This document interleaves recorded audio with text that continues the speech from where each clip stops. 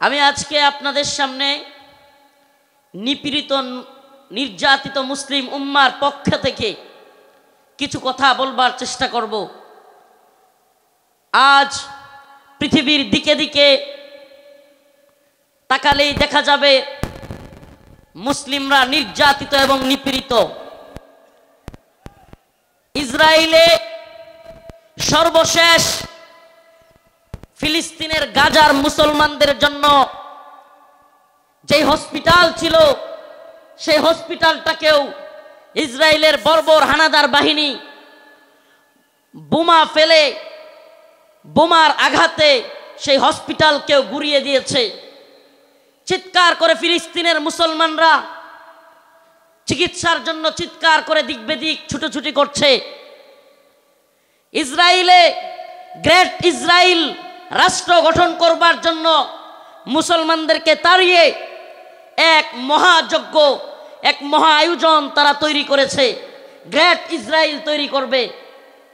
আপনি যদি ভারতবর্ষের দিকে তাকান, পুরো ভারতবর্ষে হিন্দুত্ববাদী ব্রাহ্মণ্যবাদী তাগুতি শক্তি ইসলাম এবং মুসলমানদেরকে মূলোৎপাটন করে ইসলাম এবং মুসলমানদেরকে তাড়িয়ে দিয়ে এই উপমহাদেশে অখণ্ড ভারত তৈরি করবার এক নীল নকশা এক মহা আয়োজন তৈরি করে বসে আছে।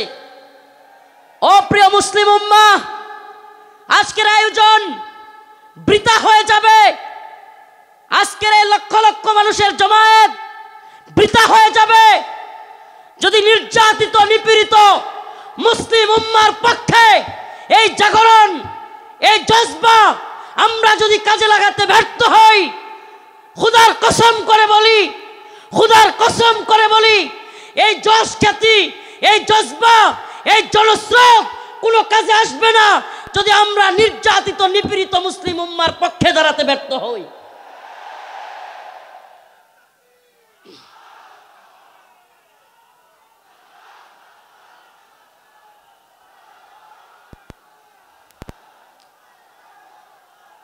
আজ পৃথিবীর দিকে দিকে মুসলমানদের যে চিৎকার, মুসলমানদের যে হাহাকার, মুসলমানদের যে আর্তনাদ, সেটাই যেন কোরআনের সূরাতুন নিসার ৭৫ নম্বর আয়াতে আল্লাহ পাক ফুটিয়ে তুলেছেন। আল্লাহ পাক পৃথিবীবাসীকে জানিয়ে দিচ্ছেন, ওয়ামা লাকুম লা তুকাতিলুনা ফি সাবিলিল্লাহ وما لكم لا تقاتلون في سبيل الله والمستضعفين من الرجال والنساء والولدان الذين يقولون ربنا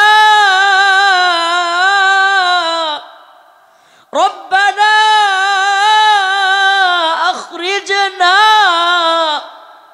من هذه القرية الظالم أهلها। এই যে রব্বানা, হে আমাদের রব, আখরিজনা, আমাদেরকে বের করেন, আমাদেরকে বের করেন, মিন হাযিহিল ক্বরিয়াতিজ যালিমি আহলুহা ওয়াল মুস্তাদআফিনা মিনার রিজাল ওয়ান নিসা ওয়াল উইলদানিল্লাযিনা ইয়াকুলুন। এই যে দুর্বল মানুষদের, নিপীড়িত নির্যাতিত মাজলুম মানুষদের আর্তনাদ, শিশুদের চিৎকার, আমাদের মা বোনদেরকে সেই দর্শিতা মায়ের আহাজারি, এগুলোই যেন কোরআনের এই আয়াতে আল্লাহ পাক ফুটিয়ে তুলেছেন। আল্লাহ পাক জানিয়ে দিলেন, ও মুসলিম উম্মার যুবকেরা, খাহেসাত পূরণ করার জন্য লক্ষ লক্ষ জমায়েতের মধ্যে তোমাকে বরণ করে নেওয়া এটা তোমার সাকসেসফুলতা। কিন্তু মনে রাখবা, এই বরণ করে নেওয়া, এই হাজারো লক্ষ জনতা কিংবা এই স্রোত, এই ফ্যান্টাসি, এই সব কিছু যদি তুমি নির্যাতিত নিপীড়িত উম্মার পক্ষে কাজ করতে না পারো, কোনো লাভ হবে না, কোনো ফায়দা হবে না। আমরা যতক্ষণ পর্যন্ত নির্যাতিত নিপীড়িত মুসলমানদের পাশে দাঁড়াতে পারবো, আল্লাহ পাকের ঘোষণা, ইন্নামাল মুমিনুনা ইখওয়া, মুমিন মুমিনের ভাই, মুমিন মুমিনের ভাই। বড় আফসোস লাগে, কষ্ট লাগে, আমরা কিভাবে দাঁড়াতে পারবো অনেকে বুঝি না। অনেকে বলি, হুজুর আমরা সেই ফিলিস্তিনিদের পক্ষে কিভাবে দাঁড়াবো? আমরা কাশ্মীরিদের পক্ষে কিভাবে দাঁড়াবো? আমি বলি দাঁড়ানোর অন্যতম মাধ্যম হলো ইসরায়েলি পণ্য বয়কট করুন। মানসিকভাবে অন্তর থেকে কষ্ট লাগে, এদের একটু লজ্জা হওয়া উচিত। এজন্য আজকের যেহেতু সুযোগ পেয়েছি, আর দিনের পক্ষ থেকে কথাটা বলার পরে আশা করি এদের কিছুটা হলেও লজ্জা হইতে পারে। এরা কারা? ঢাকার শাহজালাল আন্তর্জাতিক বিমানবন্দর, এটাতে আপনি একটা বোতল পানি কিনে পাবেন না ইসরায়েলি পণ্য ছাড়া।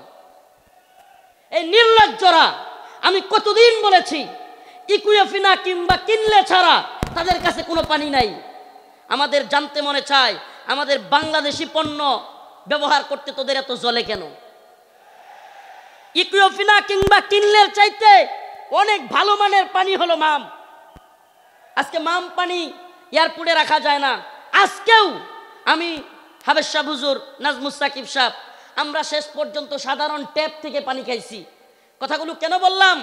নির্যাতিত নিপীড়িত মুসলিম উম্মার পক্ষে আমরা দাঁড়াতে পারবো যখন আমি অন্তর থেকে সেই ব্যথাটা অনুভব করব যে আমার মুসলিম ভাই আঘাতপ্রাপ্ত হচ্ছে, আমার মুসলিম বোনকে ধর্ষিতা করা হচ্ছে। সেই ব্যথাটা যখন আমার অন্তরে থাকবে, কিভাবে তাদের পাশে দাঁড়াতে হবে সেটা অন্তর থেকেই আপনার মনই সায় দিবে যে এটা করলেই আমি নির্যাতিত নিপীড়িত ভূখণ্ডের প্রতি আমার সহমর্মিতা জানানো হবে। লজ্জা হওয়া উচিত এই এয়ারপোর্ট কর্তৃপক্ষের। আমি আজকের এই যশোর আদ-দ্বীনের প্রোগ্রাম থেকে জানাতে চাই, অনেক দিন বলার পরেও এরা এই ইসরায়েলি পণ্য চেঞ্জ করতেছে না। এমনকি এয়ারপোর্টে এত বড় বড় আলেম উলামারা আসেন, এখানে একটু পানি খাওয়ার ব্যবস্থা নাই যেটা ইসরায়েলি পণ্য ছাড়া। আল্লাহ পাক এদেরকে হেদায়েত দান করুক, বলেন আমিন, বলেন আমিন।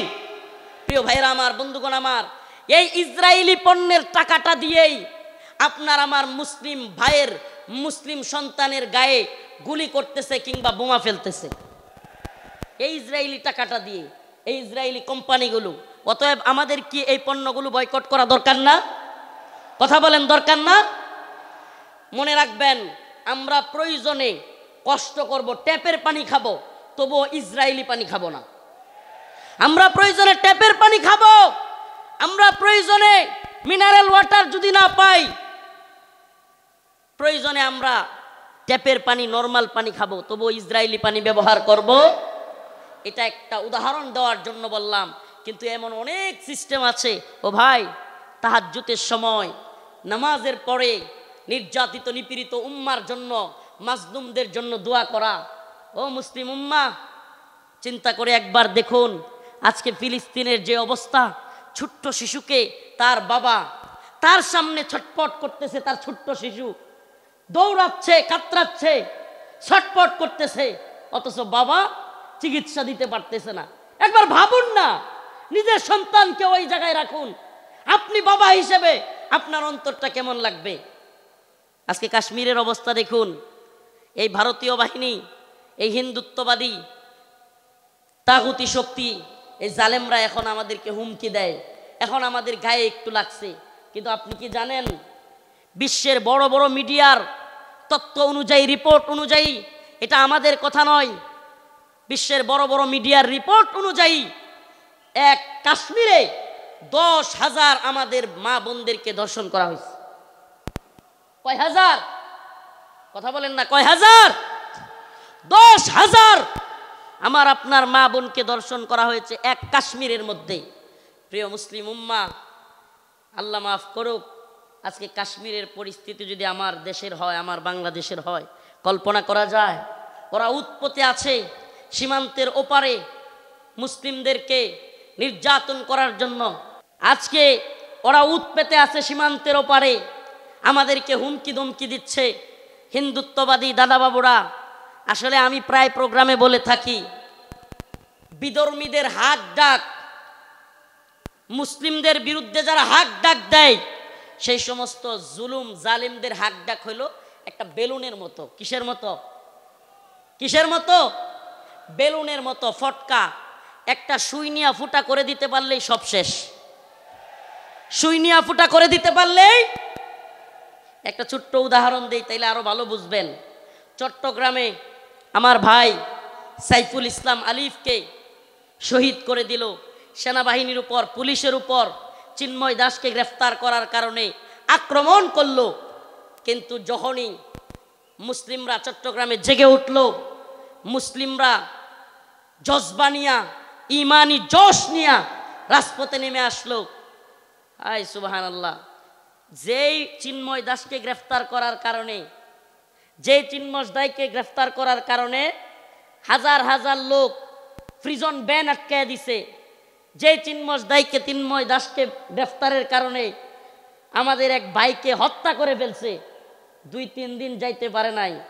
ওই যে একটা কথা আছে না, সেনাবাহিনীর কথাটা খুব প্রচলিত হয়েছিল বাংলাদেশে, গোপালগঞ্জেতে সূর্যই উঠেছে, বাকিটা বললাম না।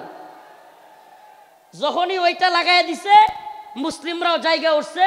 সুবহানাল্লাহ, আগে তো প্রিজন ব্যান আটকায়া মানুষদেরকে হত্যা করে দিচ্ছে, হাই রে তাদের শক্তি, হাই রে তাদের গরম। যেমনি মুসলমানরা জায়গা উঠছে, এখন চিন্ময় দাসের উকিল পাওয়া যাচ্ছে না। চিন্ময় দাসের কি নাই? কথা বলেন না, কি নাই? সুবহানাল্লাহি ওয়া বিহামদিহি, সুবহানাল্লাহি ওয়া বিহামদিহি। আপনারা এই বিষয়টা দেখে থাকলে বুঝবেন, এত হাক ডাক, এত কিছু, অথচ এখন চিন্ময় দাসের উকিল পাওয়া যাচ্ছে না। এদের হাক ডাক হলো ওই বেলুনের মতো, যদি সুই নিয়ে খালি ফুটা করে দিতে পারেন তাইলেই যথেষ্ট।